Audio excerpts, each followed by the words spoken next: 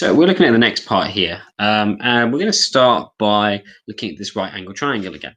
So remember, from the unit circle, we said the opposite side is actually the same as sine theta. The adjacent side is actually the same as cos theta. So we said already that tan theta, because opposite over adjacent, is sine theta over cos theta. We've got this result here. And this is going to be really, really valuable because we're going to deal with lots of situations where we need to turn tan theta into this here. And maybe a little bit more in year 2, I would say, we will turn this into this. Okay. What else do we notice? Well, another thing we can do, because it's a right angle triangle, short side squared plus the other short side squared is equal to the long side squared. So we've just discovered this identity. So sine squared theta plus cos squared theta must be equal to 1. Remember, 1 squared is just 1. First thing to say about this is what this actually means. This means sine of theta then being squared. Okay? As this sort of means the same thing as well. Cos theta then being squared. But you will not see it written like this. You will see it written with the 2 in between the n and the theta. And this will cause all kinds of confusion. Okay? So, if in doubt, just rewrite these forms to this here. Okay? The same for sometime in the future, you may see something like this in year 2. So we don't want to think of it like that. We just think of it, okay, with the brackets to help us. Now, one way we're going to use these 2 rules, and these are the 2 most important rules. This one here, you are going to be using this so much, okay? So worth drilling into your head just now. Well, one way that we can use these is we can use these to prove statements. So we can say something that looks kind of horrible, like all of this. We can show that actually another way of writing all of that stuff on the left-hand side is just that. In fact, that's why here we've clarified that with these 3 lines. It means that no matter the value for theta, the left-hand side will always be the right-hand side. And before we get going, one more word of warning. Just be aware, whenever it says prove or show that, you actually really need to show what you're doing, every line of working out. If you don't do this, you're not answering the question, and marks will be deducted. Okay? So you really need to show what you're doing here. The basic idea is normally we start with the left-hand side and we have to do some substitutions, use these rules over here, and hopefully some stuff will cancel out and we'll get a bit simpler. And one of the first things you're going to do is you're just going to compare. So if you look at the left and you look at the right, clearly the left seems a lot more complicated. So some stuff's going to have to cancel. Okay. Cos squared as well. You need to be thinking, where's the squared going to come from? I can see cos, so that's pretty good, but I've only got one of them, so that's not great. So where is this going to come from? Sometimes it's easier to see than others. It's not immediately obvious. Okay. So what else can we do? Well, we've got tan here, and we've got no tan on the right-hand side. But remember, we've got a rule about turning tan into sine and cos. So this here is a good idea, okay? Because I would say 95% of questions, maybe even more than that, if you see tan and sine and cos all around, you want to change tan to sine and cos. It makes things easier to work with. So let's have a look what we've done here in the first line. 1 minus, tan has now become sine over cos. And the sine and the cos are just written next to it. So it's exactly the same, just with the tan substituted. And what do I see now? Well, I can see some cancelling out. Because if I'm multiplying by this on the right-hand side, it's a bit like I have two fractions, and this is all over 1. I can see two sine thetas together, and I can see coses cancelling. Now, that's not amazing, but what do I have? I'll get sine squared, that looks like this identity over here, and then I'll get a 1. So I can kind of see that this might work. Let's have a look at the next step. So what have they done? Really, they've just taken all of this and they've just shoved it into the numerator. So you'll notice this is different to the way I'm thinking of it, because there are multiple ways always to do these kind of questions. But now they've written it like this, I'm going to do that same step. So I will get 1 minus sine squared. Now, that identity there doesn't look the same as 1 minus sine squared yet, but you're allowed to play around with this. So if I took away sine squared from both sides there, I would get cos squared x equals 1 minus sine squared x. And can you see that's actually what I'm left with here? It's just we're using theta instead of x. So in other words, I'm pretty much done. So I show how the left-hand side can lead me to the right-hand side. What were the most valuable tips? Well, by far and away, the number one thing is to turn tan into sine over cos. Okay, that's a no-brainer. The other things we want to be doing is this comparing left and right, what needs to appear and disappear, and so on. And you'll get better at that the more you do this. And probably the third one I would say is just be aware that when you get a bit confused, some of you would probably be a bit confused about how that's written. So sine theta over cos theta, and then sine theta, cos theta written next to it. Often it's a good idea to use fraction rules to break things up, and then you will be able to see a little bit more clearly that that's sine squared theta over 1. Well, we can just ignore that part. Okay, let's do another one. So prove that tan theta plus 1 over tan theta is this thing here. So the first thing we're going to do is we're just going to turn tan into sine over cos, just like we did before. Okay, so tan theta plus 1 over tan theta. Okay, equals all of this thing here, sine theta over cos theta. So we're going to turn tan into sine theta over cos theta, and we notice the tan all disappears, and we're only left with sine theta over cos theta. So it's pretty obvious we need to do the same for both of them. One thing to watch out for, though, is how we're going to substitute this in. So some of you will probably do something like this. Tan is sine theta over cos theta. Now, this is pretty ugly. This is kind of a mess, and this will cause a lot of people to make mistakes.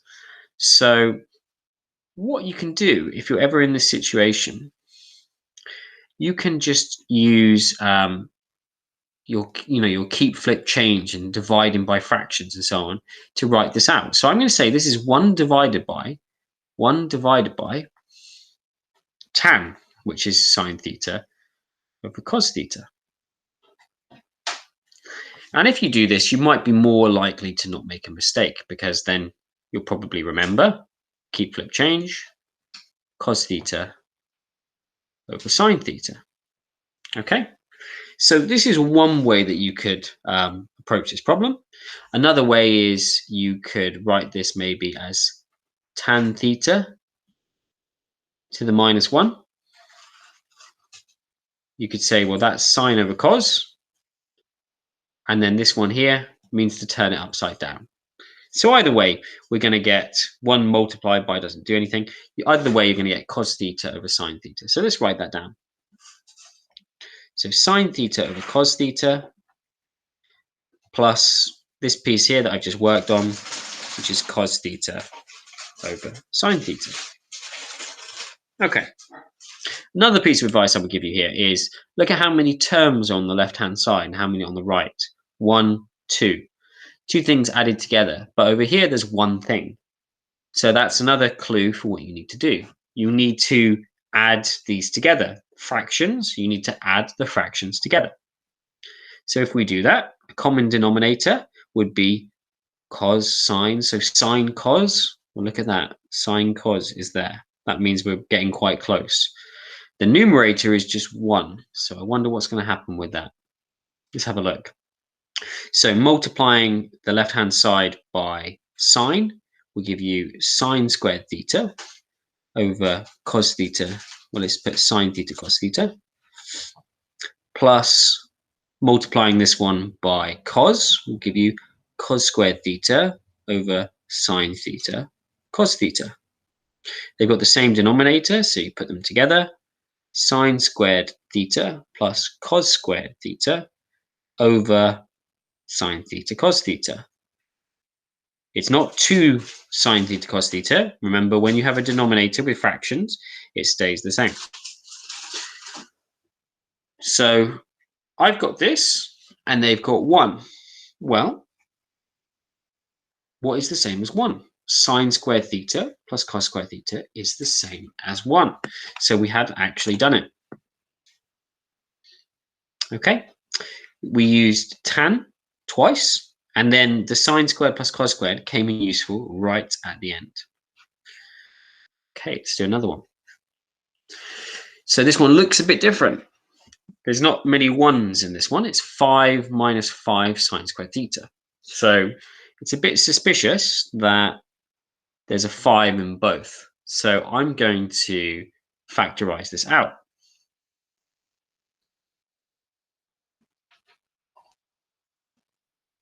Okay, just check it works. 5, 5, 5. Yeah. Well, we just had this one a second ago, didn't we? If we rearrange sine squared theta plus cos squared theta, if we take away sine squared from both sides, this is the same as cos squared theta. So we have 5 cos squared theta. Okay, it will be a little bit difficult at the start, but you just have to do lots and lots and lots of these. Okay, and then you'll get into the swing of it. So a couple more.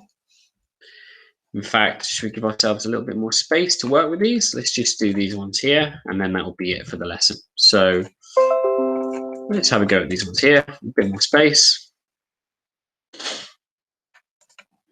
Okay, so remember, we know 2 identities, so we want to be using these identities as much as possible. Prove that tan x cos x over the square root of 1 minus cos squared x looks very complicated. We'll come to that in a second. Is the same as 1. Okay. Because that is quite complicated, I'm tempted to break it up. Yeah, let's break that one up. So I'm going to say that's the same as tan x cos x divided by, because that's what the fraction bar really means, divided by the square root of 1 minus cos squared x. Okay, in fact, let's get rid of that because we're just playing around with the left-hand side. Now, why have I done that? I've done that because tan x, most of the time, it's a no-brainer. Here, tan x doesn't appear again. So most of the time, you try and sub tan x out. And I do not want a fraction over a fraction. It's really messy and horrible. So I'm just trying to preempt that by breaking it away with the division sign. Pardon me. Okay. Now, let's deal with this then. So that's the same as sine x over cos x. And it's sat right next to cos x. So it looks like they're going to cancel. So sine x, okay, divided by, and I've got this, and just looking ahead, the answer is 1. So I wonder if this whole thing here, because it says prove that this is equal to 1, I wonder if this whole thing here is the same as just sine. So do I know any identities that link sine and cos and 1 together? Well, yes, I do. Sine squared plus cos squared. Oops. sine squared x plus cos squared x equals 1. You don't need to write the identity sign, the 3 lines every time, okay? It's not necessary. Can I rearrange it so it looks like this?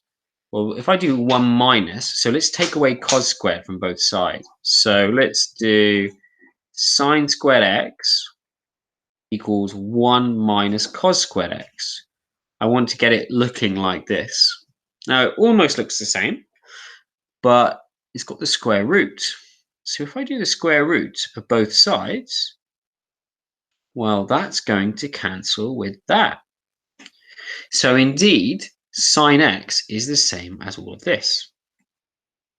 So sine x divided by sine x is, of course, 1. So the left-hand side there, you've managed to show that it is equal to 1. I would probably, just as an aside, I'd probably do this in another step, okay? But as we're doing it in the video, I think this is fine for now. Which one should we do to finish?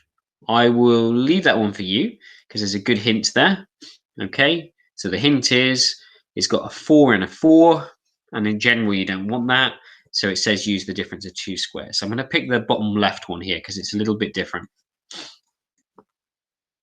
So tan squared.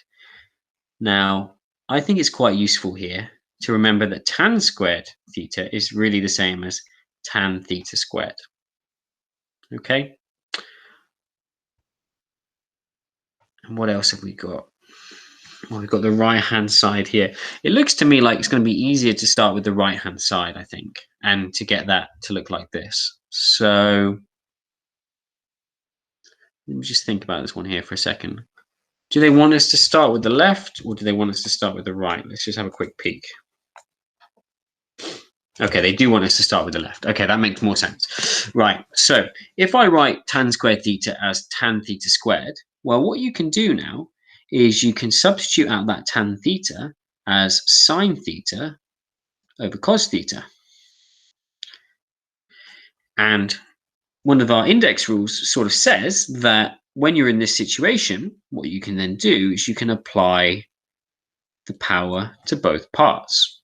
So this really is the same as sine squared theta over cos squared theta. Okay.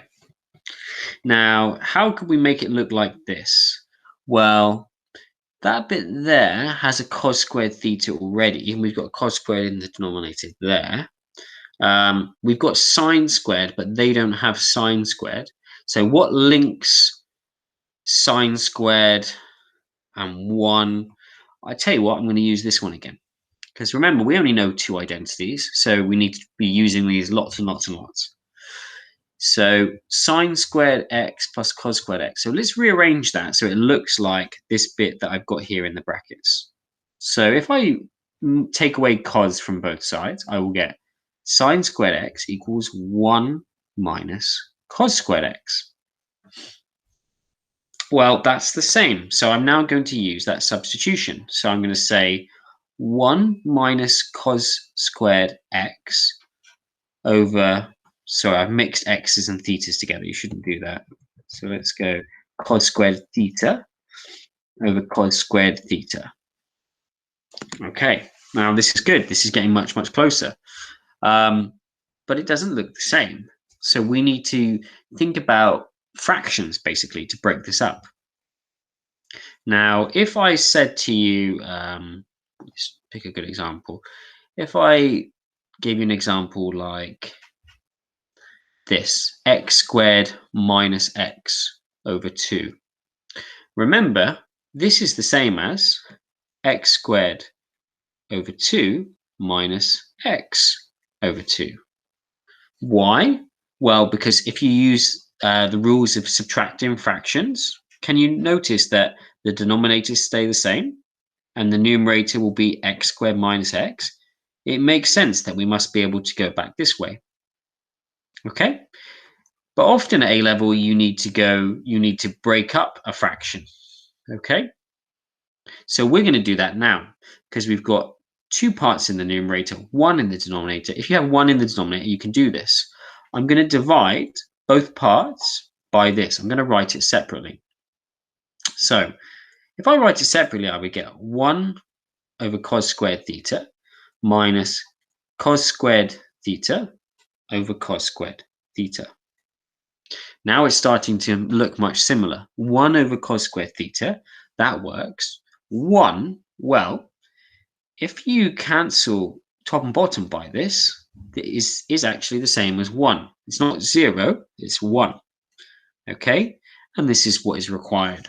So a couple of really important points there. First of all, was this one here.